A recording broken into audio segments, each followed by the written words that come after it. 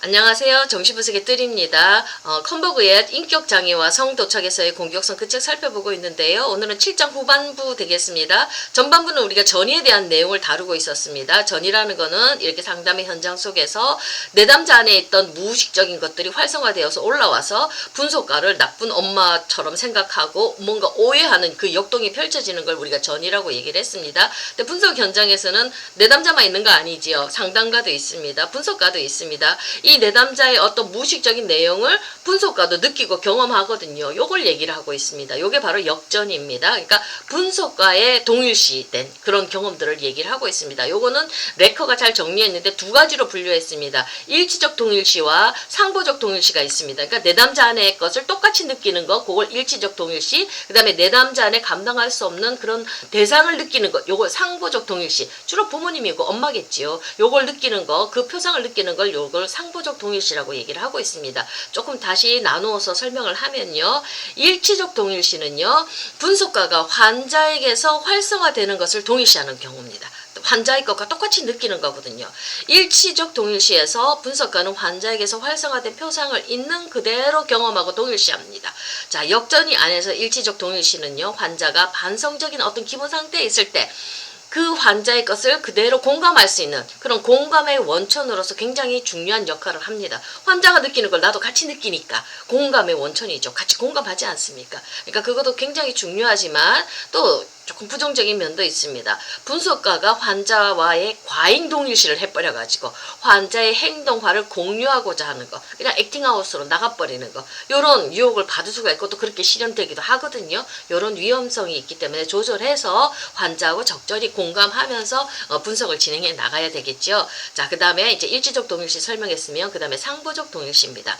자, 환자가 동일시하고 있는 대상 과 갈등 관계에 있는 대상을 분석가가 동일시하는 겁니다. 환자가 동일시하고 있는 좋은 대상, 아버지의 아주 자애로운 면, 엄마의 따뜻한 면, 요런 것들 환자가 동일시하고 있는 거, 아빠의 능력 있는 면, 요런 것들을 느낄 수가 있죠. 근데 문제는 요게 아니라 갈등 관계에 있는 대상을 분석가가 동일시합니다. 우리 내담자들은 이 무서운 엄마, 무서운 아빠, 학대하는 엄마, 나의 것을 요구를 자꾸 좌절시키는 이 엄마에 대한 이 대상, 갈등 관계에 있는 이 대상, 이게 우리 내담자는 이게 감당하기 어려워서 이제 분석 현장에 왔거든요. 그러니까 이거는 환자가 견딜 수 없기 때문에 내면 무의식 안에 있는 표상입니다. 견딜 수 없기 때문에 분석가한테 던지는 거예요. 투사해서 던지는 거거든요. 그래서 우리 분석가가 그걸 같이 그 안에 있는 대상 표상을 우리가 같이 경험하는 거예요. 갈등 관계, 힘인 아주 나를 괴롭히는, 우리 내담자를 괴롭히는 것들, 힘든 거를 우리 분석가가 이제 경험해내는 거예요. 심리적으로, 정서적으로 참 많이 힘들어요. 우리 상담하는 사람들. 그 내담자 안에서 감당할 수 없는 것을 우리가 받아서 그걸 같이 경험해내는 거니까 심리적으로 에너지가 많이 소진되는 작업이 있죠. 근데 요걸 잘 담아줄 때 우리 내담자들이 치료가 되는 거거든요. 굉장히 이거 아주 매력적인 포인트가 되는 겁니다. 치료할 때 이 전이와 역전이 왔다 갔다 하는 거는. 자, 상보적 동일시에서 환자와 분석가는 일시적으로 내재화된 특성이 있죠. 대상관계의 어떤 자기표상과 대상표상을 실현합니다.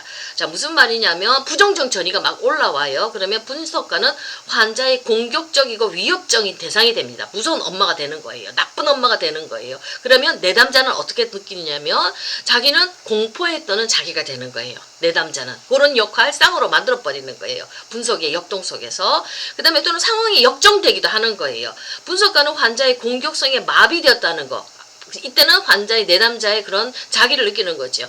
자기가 되고요. 두려워하는 환자는 환자는 자기 표상과 그 동일시하고요. 이 환자는 분석가는 이제 환자 좀 정리하면 분석가는 환자의 공격성이 마비되었다고 느끼면서 꼼짝없이 쩔쩔매는 걸 느끼고 경험하죠. 반면에 환자는 어떻습니까? 무서워하는 아주 두려운 그런 대상 표상을 자기가 실현하는 거예요. 두려움과 증오로 막 반응하는 거예요. 분석가를 막 공격하고 미워하고 학대하고 막 소리 지르면서 무서운 엄마를 자기가 이렇게 표현하는 거거든요. 그러면 분석가는 꼼짝없이 꼼짝 못하는 얼어붙은 그런 내담자의 자기 표상으로 이렇게 반응을 하지요. 이렇게 만들어버리는 거거든요. 자, 이렇게 요런 두 관계가 왔다 갔다 한다는 거예요. 상보적 동일시 그 관계에서는 이렇게 대상 표상과 자기 표상을 이렇게 한꺼번에 번갈아 가면서 이렇게 실현을 하는 거예요. 그러면 우리가 이제 분석가가 어떤 데는 막 그 무서운 엄마가 되죠. 화라는 감정 속에 막 화가 나도 모르게 이렇게 확 올라오거든요. 그 내담자의 말을 듣고 해서 한 대 쥐어받고 싶거든요. 우리 애들하고 할 때도. 그때는 이 내담자가 무서운 엄마를 나한테 그 투사해서 이 아이가 얼마만큼 그 무서움을 느낄 수 있는가가 우리가 그 공감적으로 느낄 수 있지 않습니까? 요러는 것 한 거 있다면 다른 한편에는 우리 내담자가 우리를 그냥 학대해요.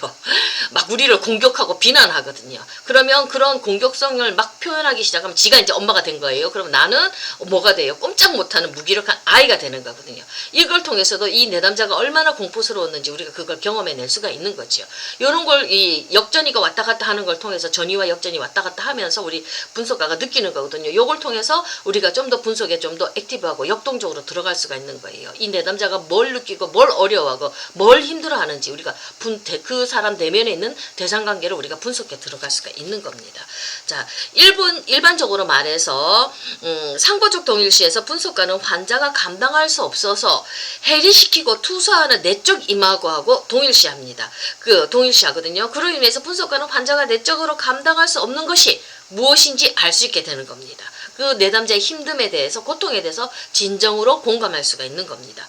뿐만 아니라 분석가는 그 과정을 통해서 전이에서 활성화된 대상관계 전체에 관한 중요한 정보를 얻을 수가 있죠. 이 사람 내면 무의식에 어떤 대상관계가 자리 잡혀 있는지 구조적으로 분석할 수가 있죠. 여기에서 정신분석가가 역전이를 가장 유용하게 활용할 수 있는 그런 방법이 있는 겁니다. 그러니까 전이와 역전이가 왔다 갔다 하면서 그 내담자의 무의식 속에 깃든 대상관계를 우리가 추적해 들어갈 수가 있는 겁니다. 자, 요거는 이렇게 그 전이와 역전이를 통해서 우리가 그 내담자의 대상관계를 무의식적인 대상관계를 알 수 있는 것뿐만 아니라 요때는 꿈들이 또 많이 나타나기 시작합니다. 꿈은 바로 무의식의 언어지요. 이 꿈들이 막 활성화되는 걸 통해서 좀 더 정교하게 분석에 들어갈 수가 있습니다.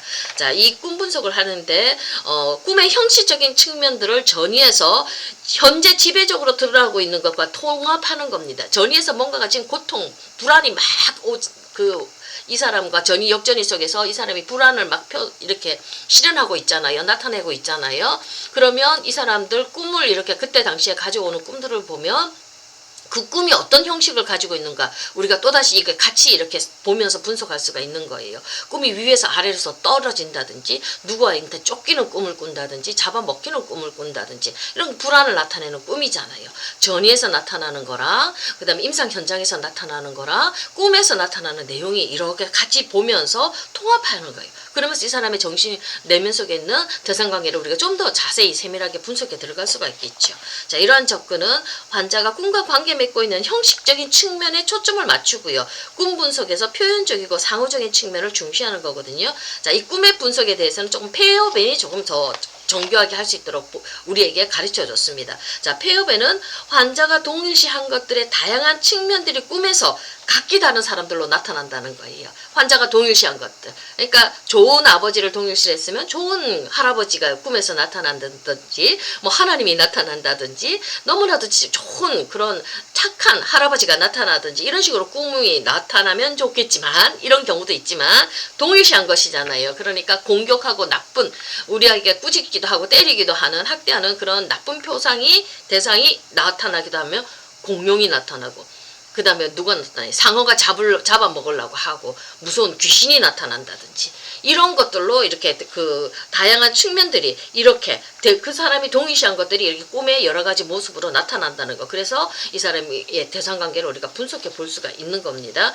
자, 환자의 심리적 삶에서 중요한 대상들 그것도 꿈에서 자주 나타나지요. 이 대상들은 환자의 내면에 존재하는 여러 관계들과 동일시의 다양한 측면들로서 기능하거든요. 그러니까 꿈의 구체적인 상징 있잖아요. 뭐 불은 뭘 상징해, 물은 뭘 상징해, 집은 뭘 상징해, 나무는 뭘 상징해, 아기는 뭘 상징해. 그런 거 하나하나 분석하고 그러는 게 아니라 그 대상관계가 어떤 관계인지, 쫓고 쫓기는 잡아먹고 먹히는 관계인지, 따뜻하게 서로 사랑하는 관계인지 그 관계를 살펴보는 거예요. 무서운 관계인지 그것들을 살펴보고 꿈의 형식이 자꾸 쫓기는 불안의 꿈으로 나타나는지 잡아먹히는 꿈으로 나타나는지 그 형식들을 살펴보면서 이 사람의 대상관계의 질적인 면을 우리가 탐색해 들어갈 수가 있다는 겁니다.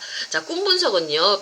컴버그가 얘기하길 첫 번째 꿈 내용이 담고 있는 지배적인 정서적인 특질을 보라는 겁니다. 사랑인지 배고픔인지 굶주림인지 그 다음에 뭔가 욕망이 나오는 건지 아니면 불안과 공포인지 그 정서가 뭔지 그것부터 먼저 살펴보라는 겁니다. 그 다음에 두 번째 꿈이 말해지는 방식, 형식을 살펴보라는 거거든요. 그 다음에 세 번째 꿈 내용에 담긴 지배적인 대상 관계들 그것 관계들과 꿈을 전달할 때 활성화된 대상 관계들 간의 그 관계, 대상 관계 서로 사랑하는 관계인지 서로 죽이는 관계인지 잡아먹히는 관계인지 도망가는 관계인지 이 허기지게 만드는 관계인지 나를 화나게 만드는 건지 이걸 살펴보라는 얘기예요. 그 다음에 꿈 이야기를 하는 동안에 전반적인 전이 배경 이 전이가 막 올라올 때 꿈도 거의 비슷하게 올라오지 않습니까? 이걸 보라는 거거든요.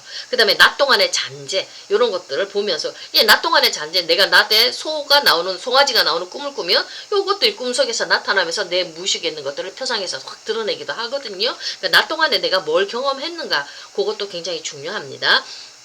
자, 이런 걸 보면서 전반적으로 꿈 분석을 해야 되지. 뭐 하나 나타나는 건 뭐 인삼 3개가 나타나는데 이거 뭘 상징하고 그거 별로 중요하지 않다고 얘기를 하고 있습니다.